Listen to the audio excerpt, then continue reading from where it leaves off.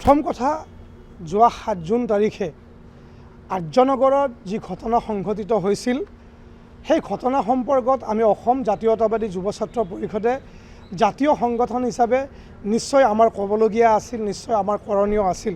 গতিকে আমি অসম জাতীয়তাবাদী যুৱ ছাত্ৰ পৰিষদে আৰ্যনগৰত যি সৃষ্টি হোৱা ঘটনা সেই ঘটনাত আপোনালোকে নিশ্চয় প্ৰত্যক্ষ কৰিছে আৰু সমগ্ৰ অসমবাসীয়ে প্ৰত্যক্ষ কৰিছে যে যি ধৰণে ঘটনাৰ সময়ত যে একাংশ মানুহে বিহাৰ জিন্দাবাদ আৰু বিহাৰী জিন্দাবাদ আৰু বিভিন্ন সময়ত বিভিন্ন ধৰণৰ বিতৰ্কিত বিষয় এটা সৃষ্টি হৈছিল যে অসমীয়া গবেক অসমীয়া মুৰ্দাবাদ দিয়া বুলি ইতিমধ্যে বিভিন্ন সামাজিক মাধ্যমত প্ৰচাৰ হৈছিল।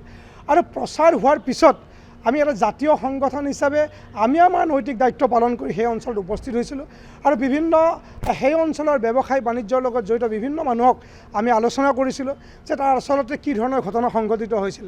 যে প্ৰত্যক্ষদৰ্শী একেবাৰে স্পষ্টভাৱে এই কথাখিনি কৈছিল যে হয় তাত বিহাৰ জিন্দাবাদ বিহাৰী জিন্দাবাদ বা অসমীয়া গৌবেক ধ্বনি দিয়া হৈছিল। গতিকে তাৰ পিছত আমি জাতীয়তাবাদী যুৱ ছাত্ৰ পৰিষদে নহয় অসমৰ বহুকেইটা জাতীয় সংগঠন তাত জড়িত হৈছিল। ইতিমধ্যে বহুকেইটা জাতীয় সংগঠনে এই বিষয়টোৰ ওপৰত থানাত এজাহাৰ দাখিল কৰিছিলে, লিখিত এজাহাৰ দিয়া হৈছিলে। কিন্তু অতি দুৰ্ভাগ্যজনক কথা যে ৮ জুনত দিয়া এজাহাৰৰ পিছতো আজিলৈকে সেই ঘটনাৰ লগত জড়িত বুলি যিখিনি সন্দেহজনক ব্যক্তি সেই সন্দেহজনক ব্যক্তিক আজিলৈকে কিন্তু অসম আৰক্ষীয়ে আজিলৈকে গ্ৰেপ্তাৰ নকৰিলে। পৰৱৰ্তী পৰ্যায়ত অসম আৰক্ষীৰ এগৰাকী উচ্চপদস্থ বিষয়াই দুই ধৰণৰ মন্তব্য দিয়া দেখা গ'ল যে তেখেতসকলে ক'লে যে আচলতে তাত অসমীয়া মুৰ্দাবাদ দিয়া ব্যক্তি দুজন আছিল, এজন সংবাদকৰ্মী আৰু তেওঁৰ লগত থকা এজন তেওঁৰ কেমেৰা পাৰ্চনে অসমীয়া মুৰ্দাবাদ দিয়া বুলি সেই যিজন আৰক্ষী বিষয়া আছিল DCP বলিন দেউৰী ডাঙৰীয়াই কৈছিল। কিন্তু তাৰ পৰৱৰ্তী পৰ্যায়ত যিগৰাকী মূল কালপিত হিচাপে সেই ঘটনাৰ সমগ্ৰ অসমবাসীয়ে কৈছে যে আলোক ত্ৰিপাঠী। আকৌ আলোক ত্ৰিপাঠীয়ে এটা ভিডিঅ'ৰ জৰিয়তে তেওঁ নিজে প্ৰস্তুত কৰা এটা ভিডিঅ'ৰ জৰিয়তে তেওঁ সামাজিক মাধ্যমত প্ৰচাৰ কৰিছিল। তেওঁ কৈছিল যে তাত কোনো এজন ব্যক্তিয়ে অসমীয়া মুৰ্দাবাদ দিয়া নাই, অসমীয়া গৌবেক দিয়া নাই। এতিয়া দুই ধৰণৰ পৰস্পৰ বিৰোধী দুটা মন্তব্য অসম আৰক্ষীয়ে কৈছে যে সংবাদকৰ্মীয়ে দিছে, কেমেৰা পাৰ্চনজনে দিছে আৰু আলোক ত্ৰিপাঠীয়ে কৈছে যে কোনো ব্যক্তি তাত অসমীয়া মুৰ্দাবাদ দিয়া নাই। গতিকে আমি অসম জাতীয়তাবাদী যুৱ ছাত্ৰ পৰিষদে বিচাৰিছিলোঁ যে সমগ্ৰ ঘটনাটোৰ এক উচ্চ পৰ্যায়ৰ তদন্ত হওক আৰু ঘটনাত জড়িতসকলৰ বিৰুদ্ধে অসম আৰক্ষীয়ে ব্যৱস্থা গ্ৰহণ কৰিব লাগে। যে ৮ জুনৰ পৰা আজি এতিয়া 12 জুনলৈকে যে আজিলৈকে অসম আৰক্ষীয়ে কোনো ধৰণৰ ব্যৱস্থা গ্ৰহণ নকৰিলে। যে যি অসম আৰক্ষীয়ে সঘনাই বিভিন্ন সামাজিক মাধ্যমত হোৱা ঘটনাত সামাজিক মাধ্যমত প্ৰচাৰ হোৱাৰ পিছত তেওঁলোকে সামাজিক মাধ্যমত ফুটেজ সংগ্ৰহ কৰি বিভিন্ন মানুহক তেওঁলোকে কাৰায়ত্ব কৰি জেল হাজতলৈ প্ৰেৰণ কৰা কিন্তু উদাহৰণ আছে। আৰু শেহতীয়াভাৱে আমি দেখিছোঁ যে 2-4জন ব্যক্তিয়ে সামাজিক মাধ্যমত এনেধৰণে প্ৰচাৰ কৰিছে যে এই ধন দাবীৰ ঘটনা। গতিকে অসম আৰক্ষীলৈ আমাৰ প্ৰশ্ন, যদি আচলতে আৰ্যনগৰৰ ঘটনাটো যদি ধন দাবীৰ ঘটনা আছিল তেতিয়াহ'লে অসম আৰক্ষী এতিয়ালৈকে কিয় হাত সাবটি বহি আছে? যদি ধন দাবীৰ ঘটনা হয় তেতিয়াহ'লে ধন দাবীৰ লগত জড়িত ব্যক্তিক তেওঁলোকে চিনাক্তকৰণ কৰি তেওঁলোকে এৰেষ্ট কৰিব লাগে। গতিকে ইয়াৰ ক্ষেত্ৰত যদি জাতীয়তাবাদী যুৱ ছাত্ৰ পৰিষদে কিবা সহায় সহযোগ কৰিব লাগে নিশ্চিতভাৱে কৰিব।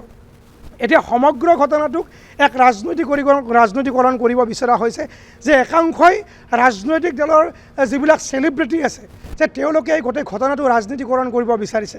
গতিকে সমগ্ৰ ঘটনাটোৱে আচলতে অসমীয়া মানুহৰ খিলঞ্জীয়া মানুহৰ বাবে দুৰ্ভাগ্যজনক।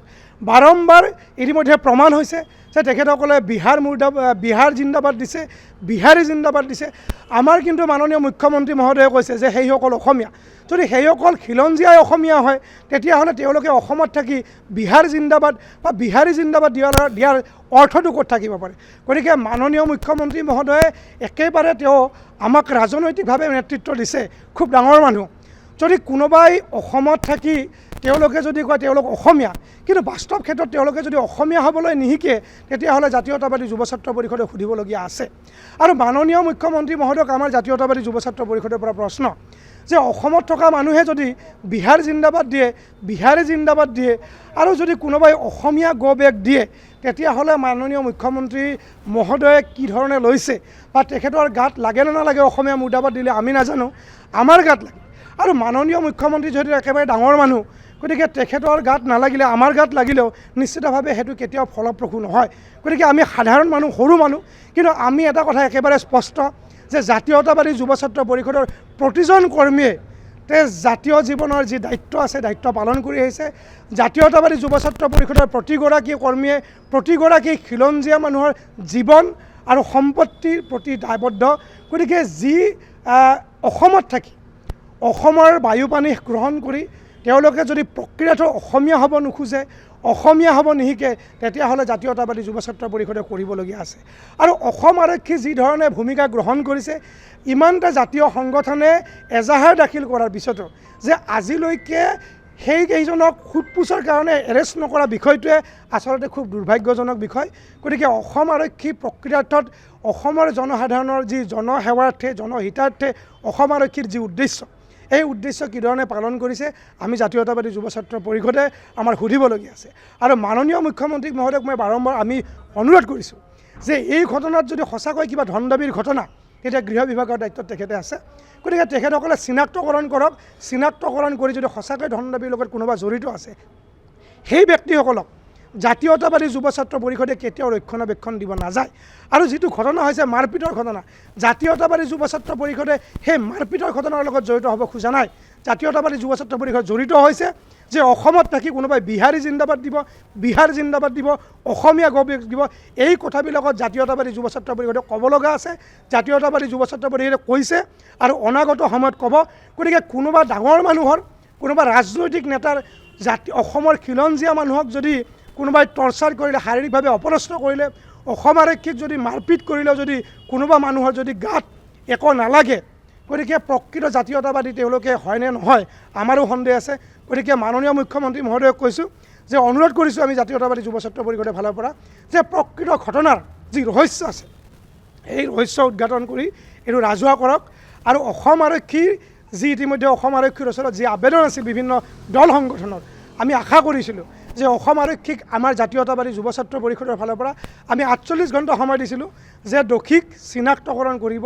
আৰু যদি তেওঁলোকে নিৰ্দোষী বুলি ভাবে, যিসকলে ইতিমধ্যে সামাজিক মাধ্যমত প্ৰচাৰ হৈছে, ইলেক্ট্ৰনিক মাধ্যমত দোষী বুলি প্ৰচাৰ হৈছে, আৰু আলোক ত্ৰিপাঠী যিজন ব্যক্তি 2025 চনতো এজন চৰকাৰী এই স্পৰ্টছ অফিচাৰ এজনক তেওঁ গুৰুলকৈ পিতা বাতৰি বিভিন্ন আপোনালোকৰ জৰিয়তে বিভিন্ন সামাজিক মাধ্যম, ইলেক্ট্ৰনিক মাধ্যমত প্ৰচাৰ হৈছে যে এই আলোক ত্ৰিপাঠীজনক এবাৰো চৰকাৰ বা অসম আৰক্ষীয়ে তেওঁক মাতি নি সোধাৰ সাহস যে নকৰিলে, এইটো অসমীয়া জাতিৰ কাৰণে দুৰ্ভাগ্যজনক।